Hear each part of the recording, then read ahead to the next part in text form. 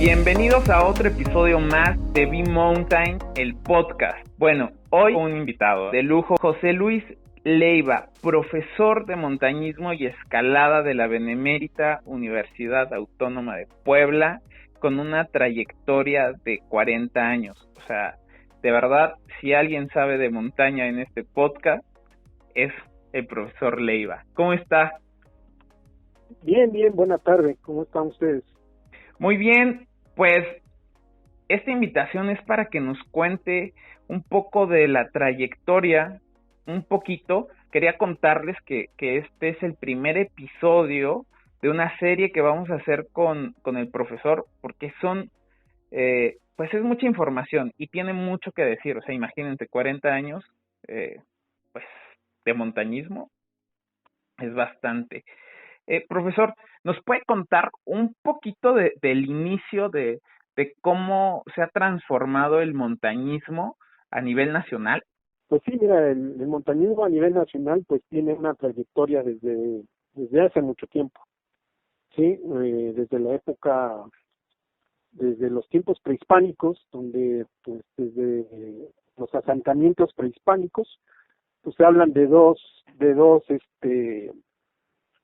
ascensos, uno ahí de Tecuanipan, que data de hace mucho tiempo, y otro por parte de los aztecas del otro lado de la Sierra Nevada.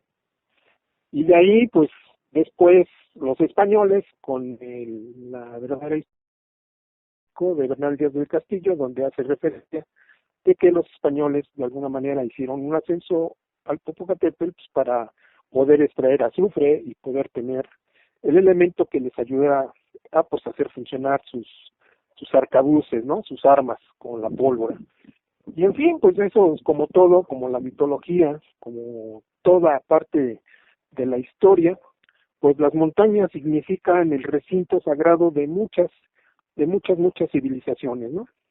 Ahí está la mitología griega, donde pues el Olimpo es el recinto de los dioses. Y así yo creo que el hombre empieza a hacer una exploración en las más altas cumbres de sus países, de sus continentes, pues para saber qué hay, ¿no? Y de alguna manera, pues ahí empieza la exploración, que es el antecedente de lo que es posteriormente sería el montañismo, ¿no? Y si damos un salto cuántico, pues nos venimos hasta el 1900, donde de alguna manera a mediados del siglo pasado, en 1940, 1950, 1960, se dan las grandes expediciones internacionales por los procesos de conquista de los propios países, hablando pues de imperios, o sea, Alemania, Inglaterra, Francia, se empiezan a hacer expediciones internacionales para conquistar, esto lo digo entre comillas, pues las más altas cimas de los Himalayas, porque pues ya se habían acabado los Alpes, entonces tuvieron que salir de Francia para poder irse a los Himalayas, y de ahí se viene dando un boom o una moda de lo que es el montañismo. Y en el caso del montañismo nacional, pues aquí pues su primer gran como te diré, su presencia pues se da en los años 40, 50 por parte de las fábricas y obreros. Okay. Hay una colonia en México donde hay los nombres de los diferentes clubes de montaña, y estas fábricas pues de alguna manera patrocinaban a sus empleados, a sus obreros, desarrollando y haciéndoles que hicieran deporte para hacer excursión y hacer montañismo. Y pues podemos hablar de muchos clubes que eran representativos de estas empresas y que se practicaban en el Popocatépetl, en el Iztaccíhuatl, que son las más de mayor atracción por estar más cerca de lo que son las metrópolis, ¿no? Puebla, México, Hidalgo, Tlaxcala, sí, y entonces de alguna manera pues el desarrollo del montañismo nacional pues, tiene una trayectoria bastante buena, con bastante tiempo. Yo creo que estaremos cerca de cumplir los 100 años de una documentación de montañismo a nivel nacional, donde no quedan fuera las universidades, ¿no? Como es la UNAM, como es el Politécnico Nacional y lo que es la Universidad Autónoma de Puebla. Y justamente que me contaba antes de la llamada que en 1960 llega, ¿no? A el montañismo a su vida. Sí, te digo porque se reconoce el trabajo que hacen los diferentes estudiantes de algunas facultades, entre ellos los de medicina, que empiezan a hacer un reconocimiento de las plantas. De hecho, desde antes, ¿no? O sea, la botánica está presente en las escuelas desde hace mucho tiempo y eso significa la exploración, salir a los campos, identificar las plantas, identificar sus propiedades, para qué son, para qué sirven, todo ello. Y pues la Escuela de Medicina y algunas otras facultades pues tenían grupos de montaña, tenían grupos de exploración. Aquí el caso más sonado en Puebla pues es el grupo de montaña que tuvo ¿cómo te diré? La desaveniencia de 1968, que es muy sonado en la universidad, ¿no? Donde algunos integrantes de ese grupo, empleados de la universidad, sufrieron una situación pues muy lamentable en San Miguel Canoa. Es otro de los datos que dentro del grupo que dan presencia histórica al grupo de montañismo de la universidad. Conocí todavía a dos de ellos, les dijimos algún reconocimiento, no dejaron de platicar siempre sus experiencias, pero sí forma parte de la historia de lo que es el montañismo de la Universidad Autónoma de Puebla. Y usted llega en 1979 Así es. Ya a iniciar esta formación, ¿cierto? No, en 79 me inicié. Ajá, ok. En 79 me inicié con ascensos a la Malinche, posteriormente al Popo. Como te digo, era la escuela por excelencia, la cercanía, el acceso, pues permitía de alguna manera pues estar constantemente ahí. ¿Sí?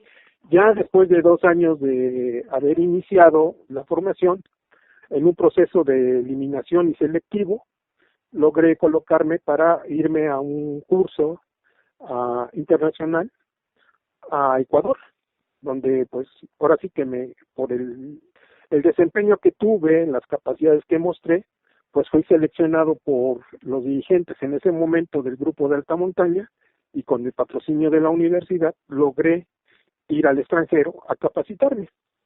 Entonces en Quito, Ecuador, a través de la agrupación de Nuevos Horizontes, pues quienes dieron el curso, pues yo me formé de manera internacional en Quito, Ecuador. Entonces logrando pues las cumbres de esa entidad, como es el Chimborazo, Cotopaxi y Linizas, que son las montañas más representativas de Quito, Ecuador. Justo platicaba de este reconocimiento hacia la formación. Entonces, retomando un poco la historia, si nos quieres platicar un poquito sobre la escuela que me decías que era el Popocatépetl, que muchos de nosotros pues ya no conocemos ni vamos a conocer, ¿no? Por la actividad que tiene hoy, pero está padrísimo escuchar de alguien que tuvo la oportunidad de aprender en esa escuela. Cuéntanos cómo era el proceso y estas dos vertientes que tenía para aprender. Sí, pues era el escenario natural, ahora sí, válgase la redundancia, naturaleza, la constitución, por así que cónica del Popocatépetl, había algunas repisas donde se podía hacer una práctica que no poniese en riesgo la vida, pues obviamente pues poniendo todas las medidas preventivas para cualquier accidente.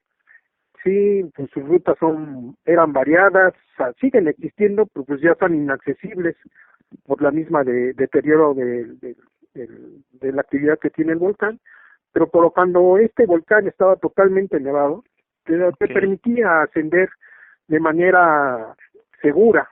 No faltaron los accidentes que son más que nada pues por descuidos personales o porque llevan alguna situación fisiológica mal, ¿no? La persona, pero te permitía ascensos por su cara sur de una manera que te demandaba resistencia física. ¿Sí? Una partecita que se ponía hielo negro, donde podías patinar, pero después te encontrabas totalmente el colchón de nieve, entonces con técnica te podías detener. O por la central o la ruta directa, donde pues tenías que hacer un cruce de grietas, tenías que escalar en hielo, o si se podía, podías ingresar a las grutas, más bien a las grietas, ¿sí? Que presentaba el glaciar del Popocatépetl. Ya técnicamente, pues por la ruta directa, de la ruta del Ventorrillo, pues más inclinación, pues te exigía la técnica, ¿no? Y la resistencia física. Entonces ese escenario pues permitía que de alguna manera los grupos de montaña, el de nosotros, el de la Universidad Autónoma de Puebla, pues tuviese una formación técnica importante que te permitía pues prepararte para otros objetivos, ¿no?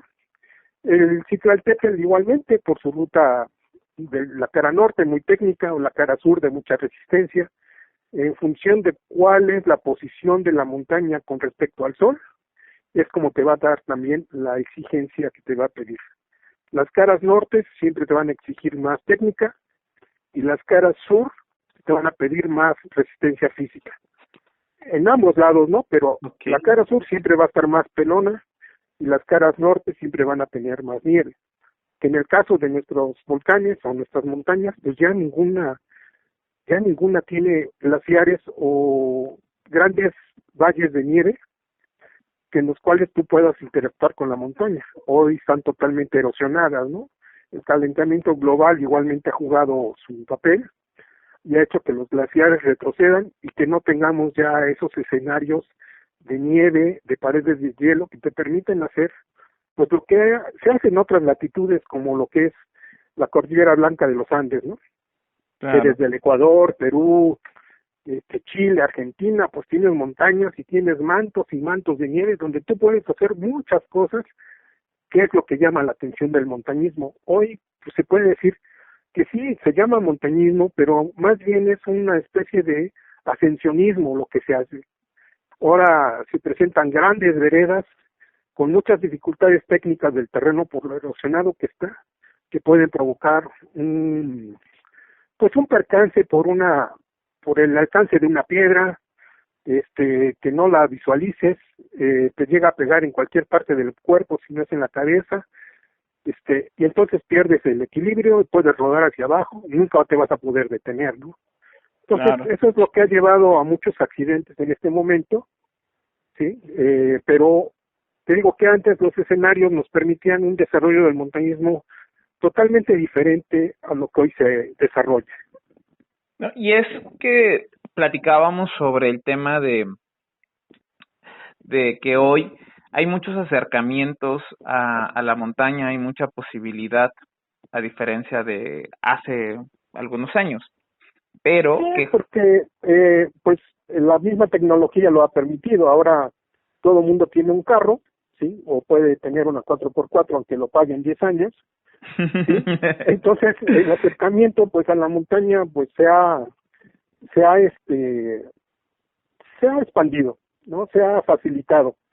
Obviamente también se ha convertido en una moda el hecho de que, bueno, yo no voy a la montaña y pues rento el equipo o lo compro, ¿no? Aunque también me endeude, ¿no? Claro. Y antes no, antes tener un equipo, tener el material de montaña, la ropa adecuada, pues improvisabas. Y eso es algo que tampoco hoy se da, ¿no? Antes nosotros improvisábamos mucho y guardábamos toda la seriedad sobre las medidas para no tener accidentes. Hoy, con todo el equipo, hay accidentes, ¿no? ¿Por qué? Porque no se maneja adecuadamente, porque no se tiene la capacidad física necesaria o no se tiene conocimiento sobre la zona en la cual se va a accesar. Entonces, así lleve un piolet o lleve un arnés de mucho prestigio, o sea, pues simple y sencillamente si no conoce bien las características de la montaña, los factores climatológicos y todo ello, pues pueden tener un desenlace pues como los que ha habido, ¿no?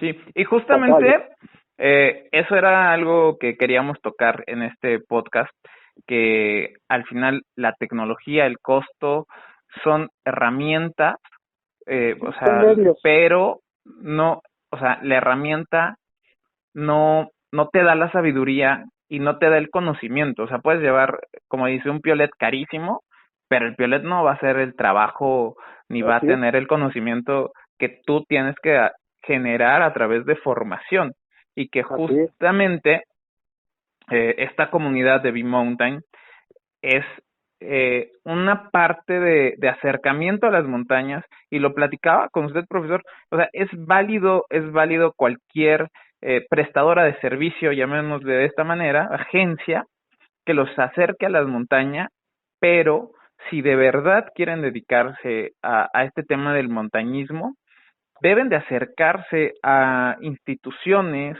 que tengan propuestas de formación, que era algo que platicábamos fuera de el podcast, como lo estamos haciendo ahora, pero que la formación es importante, justamente lo que decía, hablar de las montañas desde el conocimiento, no solo técnico, sino del conocimiento del clima, es importante. Y si ustedes, los que nos escuchan, se acercan a la montaña, pues que la gente que va con ustedes esté preparada o tenga esta formación. Sí, yo creo que deben de tener claro las empresas, estas que están ofreciendo estos servicios, que es limitada su conocimiento, ¿no? ¿Por qué? Porque no tienen, pueden manejar a un grupo de 20 personas, pero no saber cómo está constituida cada persona, ¿sí? Si se les presenta un problema, van a abandonar al resto del grupo. Yo creo que tienen que tener muy claros los objetivos que ellos quieren alcanzar. A lo mejor introducir a las personas en una práctica deportiva y no meramente recreativa, ¿sí? Yo no estoy en contra, sino que tienen que definir muy bien cuál es lo que ellos quieren desarrollar. Sí, es una parte recreativa. Por hasta dónde va a ser la cota de altitud que ellos van a ingresar. Digo, porque ya decían, no recuerdo ahorita, con todos los chamanes, estábamos platicando también. Hay muchos que se dan cuenta cómo se hacen las cosas y a la vuelta de tres experiencias se convierten en chamanes. Aquí lo mismo sucede, a la vuelta de 3 ingresos a la montaña, ya se convierten en montañistas y ya empiezan a convocar a gente. Sí, yo creo que las instituciones o los clubes que hay tienen la posibilidad de guiar y orientar y formar bien a un interesado que tenga el interés, válgase la redundancia, de convertirse en montañista. ¿Sí? Una empresa pues simplemente va, de alguna manera, va a, pues también lo tiene limitado porque no sabe si va a regresar para su segunda incursión o para la tercera. Ellos tienen incursiones de primera mano en todas las zonas de montaña, pero no quieren algo progresivo, no los llevan de lo menor a lo mayor, ¿no? De cómo ir ganando altura, cómo resolver el problema del mal de montaña, cómo resolver un problema de uso del material de montaña, cómo identificar las diferentes zonas de composición de la montaña, cómo enfrentar un fenómeno natural imprevisto, ¿no? Entonces, yo creo que eso es lo que tendría que ponerse en la mesa, saber hasta dónde ellos pueden, de alguna manera, responsablemente llevar gente. O sea, yo no digo que no las lleven, sino que tienen que tener claro que es totalmente recreativo su participación.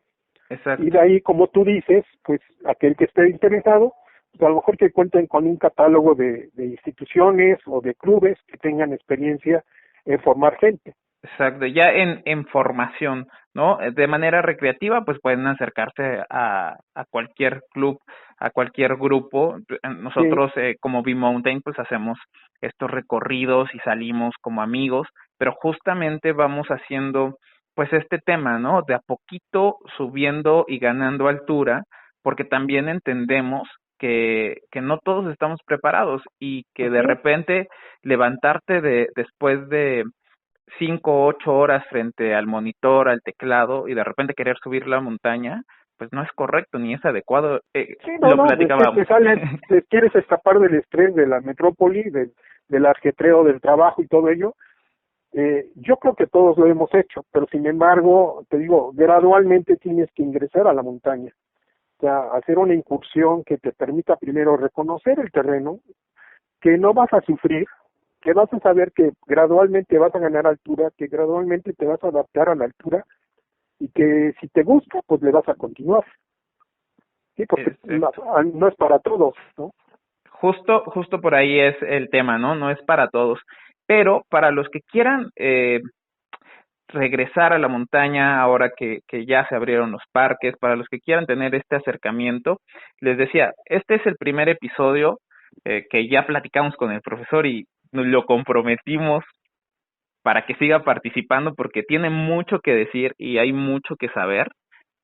Pues bueno, para cerrar un poquito este episodio que es más bien una especie de introducción a todo lo que vamos a escuchar más adelante, profesor Leiva, algunos consejos que crea que son importantes para aquellos que están decidiendo salir de sus casas, que quieren empezar en este tema del senderismo o del montañismo más adelante.